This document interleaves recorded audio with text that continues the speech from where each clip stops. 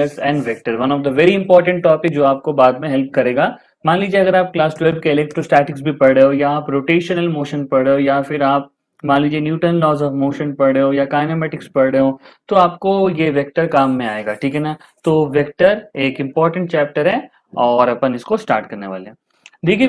देखिए बच्चों, physical quantity मैंने आपको पढ़ा दिया है कि फिजिकल क्वांटिटी कुछ ऐसी क्वांटिटी होती है जिसको हम लोग मेजर कर सकते हैं। अब फिजिकल क्वांटिटी को हम लोग दो और तरीकों से बांट सकते हैं, एक है स्केलर क्वांटिटी, एक है वेक्टर क्वांटिटी। तो आइए इसके साथ स्टार्ट करते हैं। तो फिजिकल क्वांटिटी को हम दो पार्ट में तोड़ सकते हैं, एक स्केलर क्वांटिटी और एक वेक्टर क्वांटिटी। तो देखो सबसे पहले स्केलर क्या होता है और वेक्टर क्या होता है, ठीक है ना। तो पहले स्केलर को समझ लेते हैं। देखो स्केलर के अंदर क्या होता है, स्केलर क्वांटिटी एक ऐसी क्वांटिटी होती है जिसको केवल हम लोग मैग्नीट्यूड से डिस्क्राइब कर सकते हैं, केवल उसके जो परिमाण है उससे हम लोग उसको डिफाइन कर सकते हैं, है ना, मैग्नीट्यूड से डिफाइन कर सकते हैं। जैसे कि मान लीजिए आप अगर कहीं बाजार में जा रहे हो और आपको मान लीजिए कि राइस खरीदनी है, तो आप बाजार में जाके शॉपकीपर से बोलोगे कि भैया मुझे 1 किलो राइस दीजिए, ठीक है ना। आप उसको बोल दोगे 1 किलो राइस दे दीजिए, तो कितना मैग्नीट्यूड चाहिए आपको, कितना कितना चावल चाहिए आपको, 1 केजी चावल चाहिए, और उस शॉपकीपर को समझ में आ जाएगा कि हमसे ये क्या मांग रहे हैं।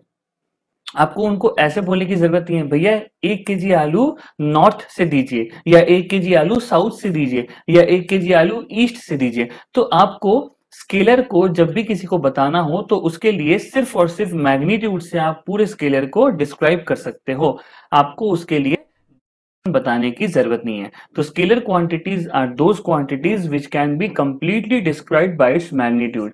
स्केलर क्वांटिटी ऐसी क्वांटिटी होती है जिसको आप उसके मैग्नीट्यूड से पूरे तरीके से डिस्क्राइब कर सकते हो, ठीक है ना। तो आइए लिखते हैं इसको।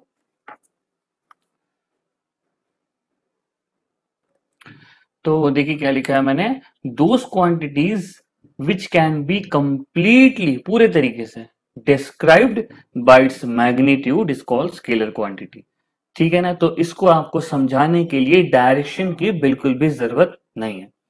नेक्स्ट बच्चों, इसके अंदर जो इंपॉर्टेंट पॉइंट है, it follow simple law of algebra.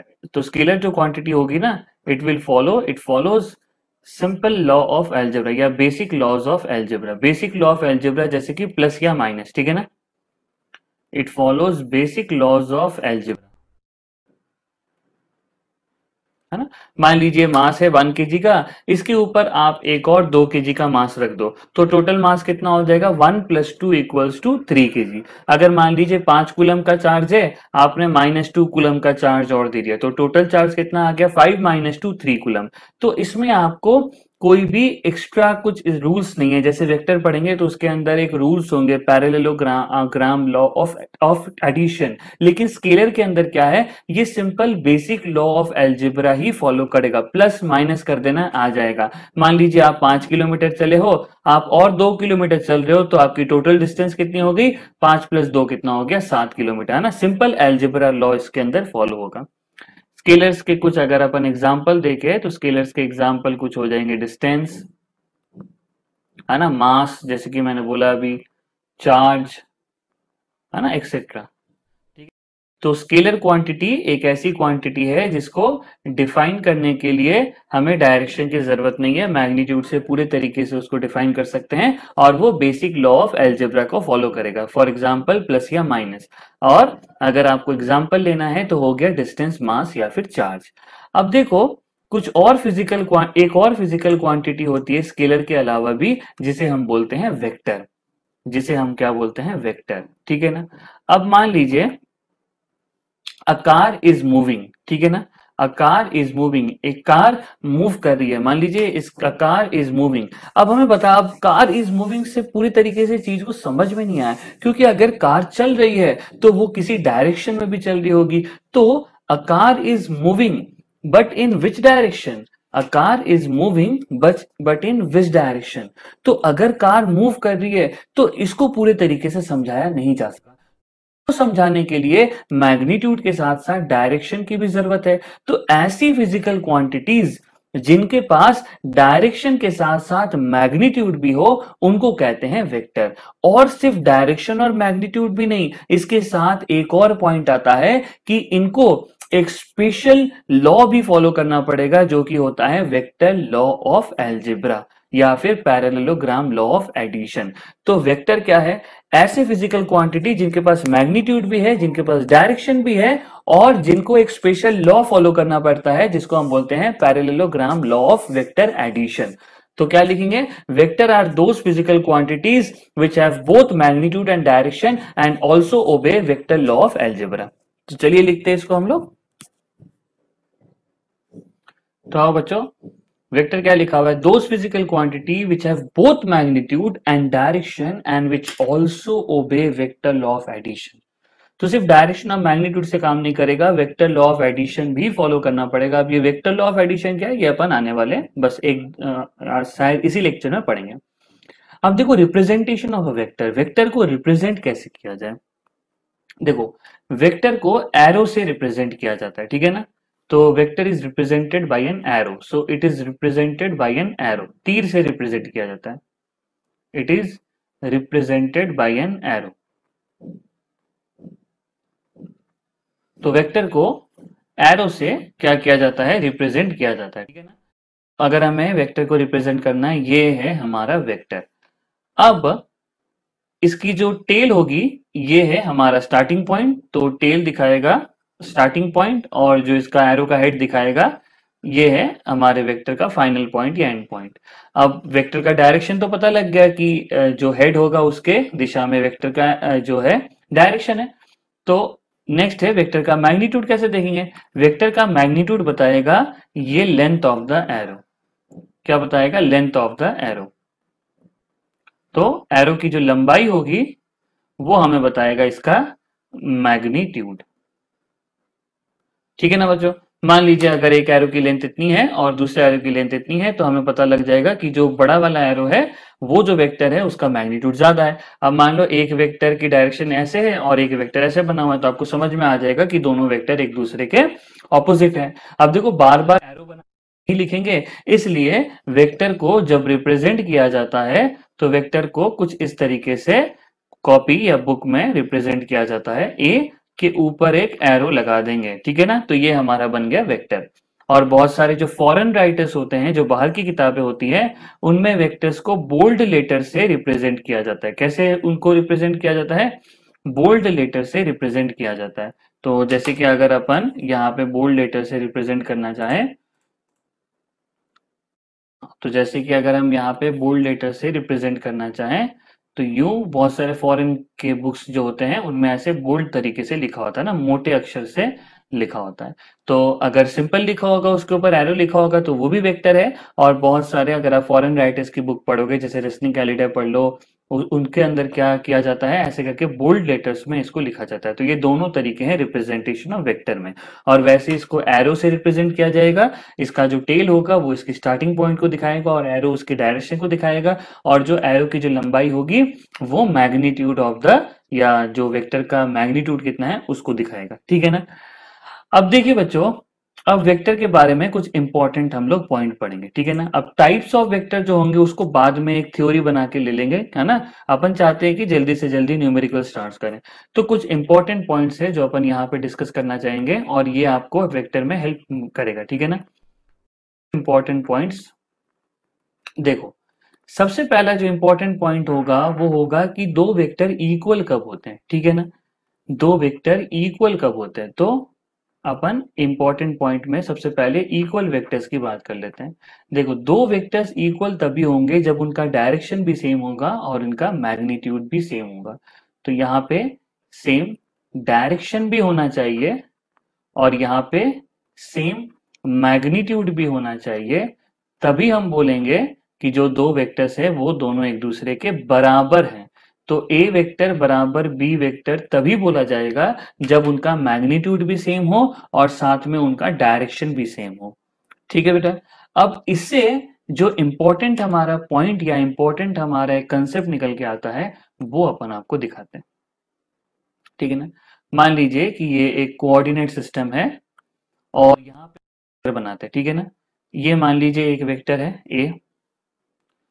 अब इस वेक्टर को हम लोगों ने एक और वेक्टर बना दिया यहाँ पे, ठीक है ना, मान लीजिए बी। अब एक काम करते हैं, एक और वेक्टर यहाँ पे भी बना देते हैं, ठीक है ना, ये मान लीजिए एक और मैंने वेक्टर बना दिया। अब देखो ये जितने भी वेक्टर है ना, ये सारे के सारे वेक्टर सेम है। क्यों? क्योंकि मैंने ना तो इनकी डायरेक्शन चेंज की है और ना ही मैंने इनका मैग्नीट्यूड सेम किया। ठीक है ना, मान लीजिए जो तीन एरो बने हुए हैं आपके सामने यहाँ पे जो स्क्रीन पर जो कोऑर्डिनेट सिस्टम में, वो तीनों जो एरो बने हुए हैं ना बेटा, ये तीनों एरो का ना तो मैंने दिशा बदली है और ना ही मैंने मैग्नीट्यूड बदला है। तो ये तीनों वेक्टर क्या है, सेम है। इसका मतलब क्या है, इससे एक इंपॉर्टेंट पॉइंट बाहर निकल के आती है कि आप किसी भी वेक्टर को उसके पैरेलल शिफ्ट कर सकते हो बिना उसकी डायरेक्शन या मैग्नीट्यूड चेंज किए। बहुत इंपॉर्टेंट पॉइंट है, इसको हल्के में मत लेना। आप किसी भी वेक्टर को, आप किसी भी वेक्टर को के पैरेलल शिफ्ट कर सकते हो बिना उसकी मैग्नीट्यूड या डायरेक्शन चेंज किए। अगर ये वेक्टर है ना, ये वेक्टर है, आप इसको यहां रख दोगे, ये भी, ये तब भी वही वेक्टर रहेगा। आप इसको यहां डाल दोगे तब भी ये वही वेक्टर रहेगा। आप इसको यहां रख दोगे तब भी ये वही वेक्टर रहेगा। बस इसका मैग्नीट्यूड, इसकी लंबाई, इसका मैग्नीट्यूड और इसकी डायरेक्शन, दिशा, ये चेंज नहीं होनी चाहिए। तो आप किसी भी वेक्टर को बिना उसकी डायरेक्शन या मैग्नीट्यूड चेंज किए एक जगह से दूसरी जगह में क्या कर सकते हो, ट्रांसफर कर सकते हो।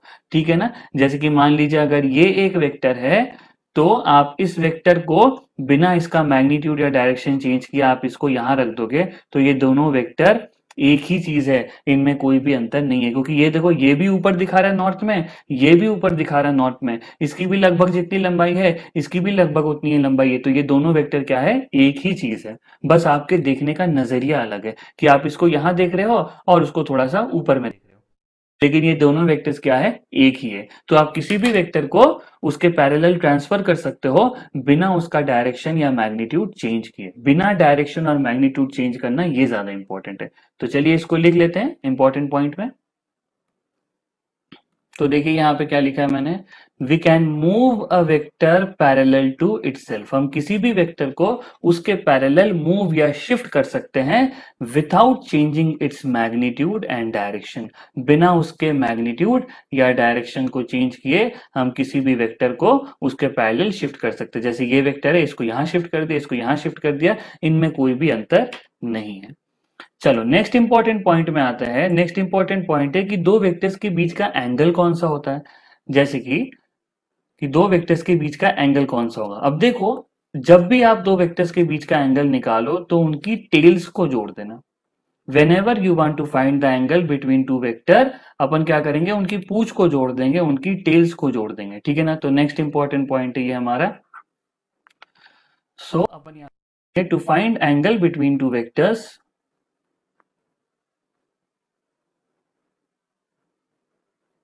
to find angle between two vectors, we join their tails। तो देखो ये हो गया हमारा वेक्टर ए और ये हो गया हमारा वेक्टर बी। हम लोगों ने क्या किया, इसके टेल्स को ज्वाइन कर दिया। अब जैसे ही हम इसके टेल को ज्वाइन करेंगे तो देख बेटा, दो एंगल बनेंगे। एक तो ये एंगल बन गया थीटा, और एक ये बड़ा वाला एंगल बन गया 360 minus theta, 2 pi minus theta. अब इन दोनों के बीच में तो ये थीटा भी एक एंगल है, 2 पाई माइनस थीटा भी एक एंगल है। तो कौन सा एंगल लेंगे, we always take the smaller angle. We always take the smaller angle. To find angle between two vectors, we join their tails and we take the smaller angle between them.